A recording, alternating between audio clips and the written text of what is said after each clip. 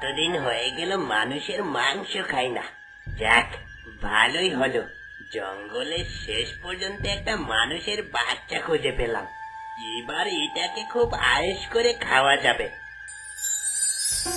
কি ব্যাপার নেকড়ে, ওকে ছেড়ে দে বলছি। ও হলো বনলতা, ওকে আমি চিনি, ওকে ছেড়ে দে। আরে বাবা, এই পরীটা খুব শক্তিশালী, আবার এখানে ঠিক চলে এসেছে। না না, ও আমার কোনো ক্ষতি করতে পারে। এভাবে হা করে দাঁড়িয়ে আছিস কেন? বললাম না এখান থেকে চলে যা। আমি এখান থেকে চলে যাচ্ছি। আর নাও, এই বাচ্চাটা আমি তোমার কাছে দিয়ে গেলাম। আরে বাহ, কি অপূর্ব দেখতে তুমি বনলতা। তোমার মা আমার খুব ভালো বন্ধু ছিল। মারা যাওয়ার পর এখন তোমাকে দেখাশোনা করার মতো পৃথিবীতে আর কেউ নেই। তোমাকে নিয়ে আমি কি যে করি বলো তো। এই রাজ্যে তো তোমার ঠাঁই হবে না, কারণ তুমি মানুষ। এর চেয়ে বরং আমি তোমাকে নদীতে ভাসিয়ে দেব। নিশ্চয়ই কোনো সুহৃদয় ব্যক্তি তোমাকে খুঁজে পাবে।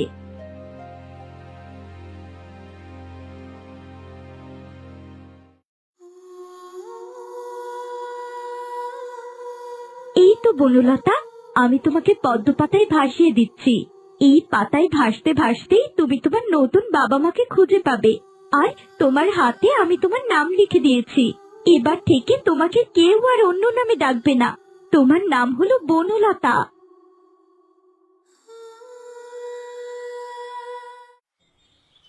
সারাটা দিন হয়ে গেল, আজকে আমার বাড়িতে কি নিয়ে ফিরবো? ঘরের বৃদ্ধা মা, বউ, ছোট বাচ্চা, এতগুলো মানুষের খাবার আমি কোথা থেকে জোগাড় করব?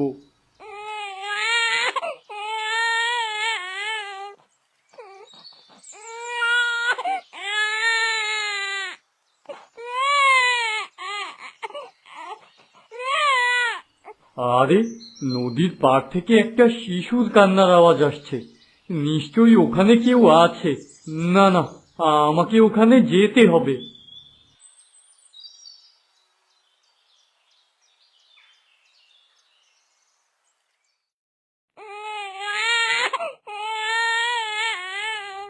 ওই তো, ওই তো একটা ছোট্ট বাচ্চা পদ্ম পাতায় ভেসে ভেসে নদীর পাড়ে এসে পৌঁছেছে। আহারে, কি মায়াবী মুখ! যাই, বাচ্চাটাকে আমি কোলে তুলে নেই। কিন্তু এই বাচ্চাটার বাবা মা কোথায়? তাদেরকে তো কোথাও দেখতে পাচ্ছি না। যাই হোক না কেন, এই বাচ্চাটাকে আমি বাড়িতে নিয়ে যাব। বনে অনেক ভয়ঙ্কর প্রাণী আছে, ছোট্ট বাচ্চা ফেলে রেখে গেলে ওরা যে ওকে নিয়ে যাবে।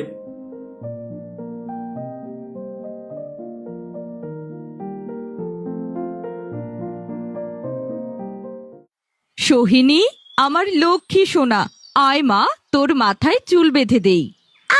কতবার বলেছি আমাকে বিরক্ত করো না। তুই বাচ্চা মেয়ে, তোকে কতবার বলেছি মার সাথে এভাবে কথা বলবি নে। এই বুড়ি, শুধু শুধু চেঁচিও না তো। তোমার কথাই আমার একেবারে মাথা ধরে যাচ্ছে। শাশুড়ি মা, আপনি কেন শুধু শুধু আমার মেয়েটাকে রাগিয়ে দিন বলুন তো? ওর এখন মন খারাপ, চুপচাপ বসে আছে। এই লাই দিয়ে দিয়ে তুমি মেয়েটার মাথা খেয়েছো। এক বেলা খেলে আরেক বেলা উপোসে থাকতে হয়, আর সারা দিন তোর বায়না এটা চাই সেটা চাই। কেন রে, নিজের বাপটাকে একটু শান্তি দিতে পারিস নে? এই বুড়ি অনেক বেশি কথা বলে। আচ্ছা মা, বাবা কখন আসবে? বাবা তো বলেছিল আমাকে রথের মেলায় নিয়ে যাবে। কই, এখনো তো এলো না। এক বেলা খেলে আর এক বেলা উপোস থাকতে হয়, আর সারা দিন তোর বায়না এটা চাই সেটা চাই। কেন রে, নিজের বাপটাকে একটু শান্তি দিতে পারিস না? আপনার তাতে কি হয়েছে? হ্যাঁ, আমার মেয়ে যত ইচ্ছা তত কেনাকাটা করবে। আমার 10টা নয়, 5টা নয়, একটা মাত্র মেয়ে। তোমার মেয়েকে মানিয়ে নিতে শেখাও। এমনও তো হতে পারে ওর একটা গরিব ঘরে বিয়ে হলো, তখন ওর চাহিদা ওর স্বামী পূরণ নাও করতে পারে। কখনোই না বুড়ি, আমি কোনো গরিব লোককে বিয়ে করব না। আমি বিয়ে করব এই রাজ্যের রাজকুমারকে। দেখলেন তো মা, আমার মেয়ের নজর কত উঁচু। দেখবেন সত্যি সত্যি একদিন রাজকুমারের সাথে ওর বিয়ে হবে। কমলা, ও কমলা, কোথায় গেলে? এই দেখো, আমি সাথে করে কাকে নিয়ে এসেছি। কি ব্যাপার, এটা কি? বাচ্চা আবার কোথায় পেলে? দেখে তো মনে হচ্ছে মানুষের বাচ্চা। তোমার কি খেয়ে দেয়ে কোনো কাজ নেই নাকি? এখন আবার এই মানুষের বাচ্চাটাকে বাড়িতে নিয়ে এসেছো? রাগ করো না গো বউ, আর বলো না। নদীর ধারে বাচ্চাটা অসহায়ভাবে পড়ে কাঁদছিল। আমি আমার নিজের চোখের পানি আর সামলাতে পারলাম না, তাই তো বাচ্চাটাকে বাড়িতে নিয়ে এলাম। এখন থেকে ও আমাদের ছোট মেয়ে। ছোট মেয়ে মানে? না না, এই বাড়িতে একটাই মেয়ে, আর এটা হলাম আমি। এই বাড়িতে ওকে কিছুতেই থাকতে দেব না। তোমরা চুপ করো। একটা ছোট্ট বাচ্চা মেয়েকে বাড়িতে নিয়ে এসেছে, তাতে এত কথা কিসের? দে দেখি, বাচ্চাটাকে আমার কোলে দে। কেউ না দেখলেও আমি ওকে লালন পালন করব। একবার যখন বাচ্চাটাকে এনেই ফেলেছো, ওকে তোমার মায়ের কাছে দাও। তোমার মা বাচ্চাটাকে মানুষ করুক। আর মনে রেখো, এই মেয়ে বাড়ির মেয়ে নয়, বরং কাজের মেয়ে হয়ে থাকবে।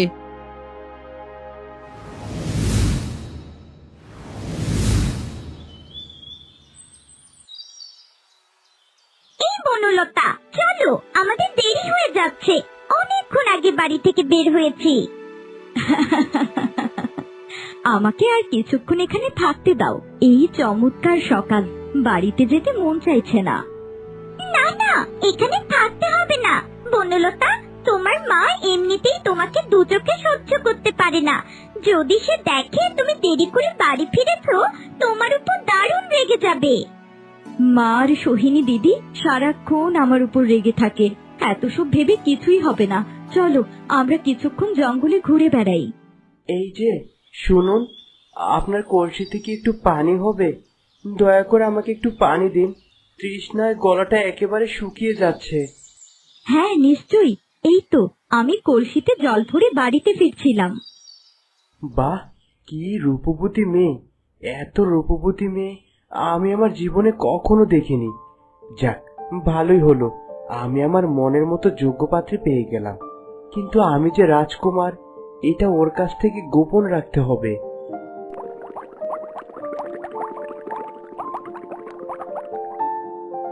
আচ্ছা, আপনি কে বলুন তো?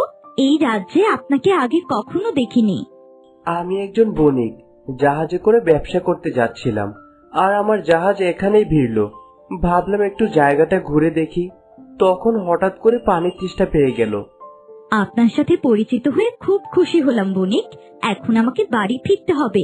আমার মা বাবা আমার জন্য দুশ্চিন্তা করছে। তোমাকে আমার খুব ভালো লেগেছে। দয়া করে যদি তোমার নামটা আমাকে বলতে। আমার নাম বনলতা। বনলতা, খুব সুন্দর নাম। বনলতা, তোমাকে প্রথম দেখাতে আমি খুব ভালোবেসে ফেলেছি। আমার বাবা মা অনেকদিন ধরে আমার জন্য পাত্রী খুঁজছে। যদি তোমার কোনো আপত্তি না থাকে, আমি তোমাকে স্ত্রী হিসেবে গ্রহণ করতে চাই।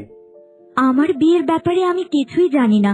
যা জিজ্ঞেস করার আমার বাবা মাকে জিজ্ঞাসা করুন। আমার বাড়ি কাছেই। এখন আমাকে বিদায় দিন। তুমি আমার মন কেড়ে নিয়েছো বনলতা। প্রথম দেখাতেই তোমাকে এতটা ভালোবেসে ফেলবো ভাবতেও পারিনি। ঠিক আছে, যত তাড়াতাড়ি সম্ভব তোমার বাড়িতে আমি বিয়ের প্রস্তাব নিয়ে যাব।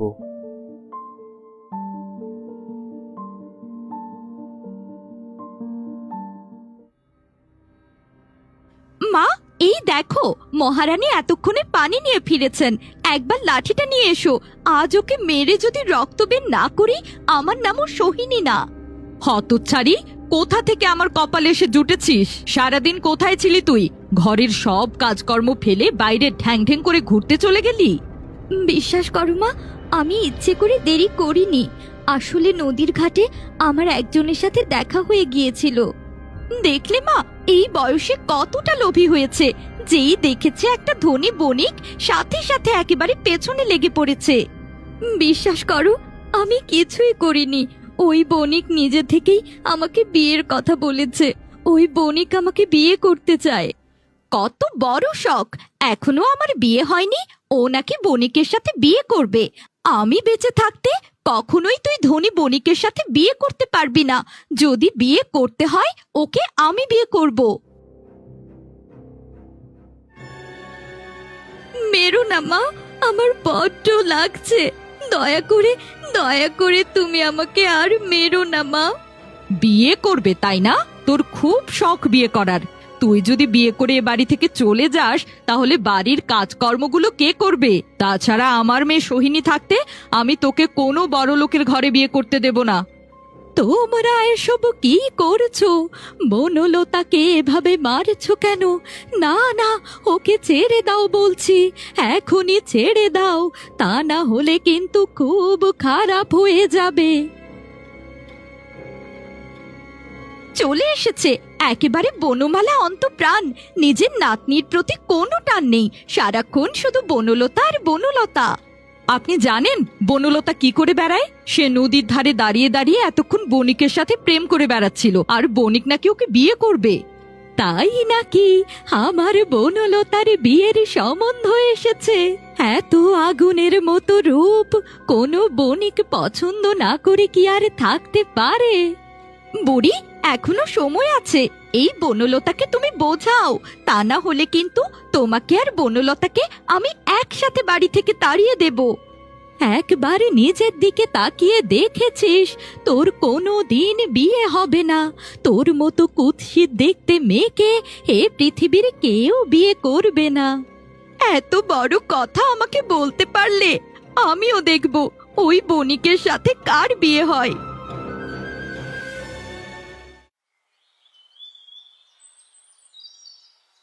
আজ আর কিছুতেই বাড়ি ফিরবো না।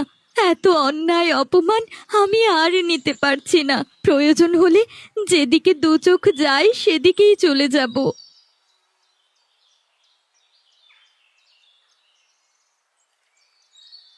আরে বাহ, এই ফুল গাছটা দেখতে কতই না সুন্দর, একেবারে লাল টকটকে ফুল। যাই, ফুল আমি ছিঁড়ে নেই। দয়া করে আমাকে ছিঁড়ো না, আমার গায়ে হাত দিলে আমার তীব্র ব্যথা হয়। এবার বলো দেখি তোমার কি চাই, আমি তোমার একটা ইচ্ছে পূরণ করব। না না, আমি তোমার গায়ে হাত দেব না, ভয় পেও না। আর তোমাকে আমাকে কিছুই দিতে হবে না। তুমি চাইলে আমাকে ছিঁড়ে ফেলতে পারতে, যেহেতু তুমি আমার গায়ে হাত দাওনি, আর তাই আমি তোমাকে একটা উপহার দেব।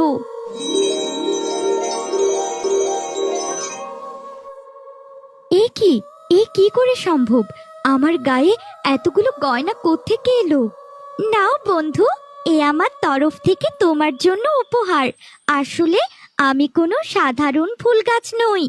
একটা সাধু আমাকে মন্ত্র বলে এখানে পুঁতে রেখেছে, আর তাই আমি একটা জাদুর গাছে পরিণত হয়েছি। এই গয়নাগুলো নিয়ে তুমি বাড়ি ফিরে যাও, তোমার বিয়েতে সোনাগুলো কাজে লাগবে।